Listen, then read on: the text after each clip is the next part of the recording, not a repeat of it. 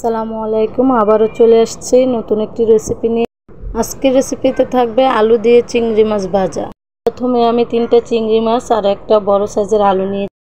আলুটাকে ছোট ছোট পিস করে কেটে নিয়েছি। তারপরে চিংড়ি মাছ আলু একসাথে নিয়ে লবণ, হলুদের গুঁড়া, মরিচের গুঁড়া, ধনিয়ার গুঁড়া, জিরার গুঁড়া, গরম মশলার গুঁড়া দিয়ে আমি মাখিয়ে নিয়েছি। এখন আমি আলুটা চিংড়ি মাছটা উল্টিয়ে পাল্টিয়ে ভেজে নিচ্ছি। এখন মাছ আর আলু ভাজা হয়ে গেছে। এখন আমি কিছুটা পেঁয়াজ দিয়ে দিচ্ছি। পেঁয়াজটাকে নেড়ে চেড়ে ভাজা ভাজা করে নেব। এখন আমি অফ ক্যামেরায় 4টা শুকনো মরিচ দিয়ে দিয়েছি।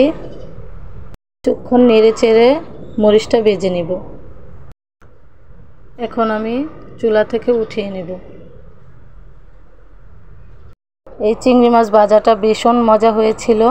আপনারা বাসায় ট্রাই করবেন, দেখবেন অনেক ভালো লাগবে। কালারটা কতটা সুন্দর হয়েছে। আমার ভিডিওটি দেখার জন্য সবাইকে অনেক অনেক ধন্যবাদ। আসসালামু আলাইকুম।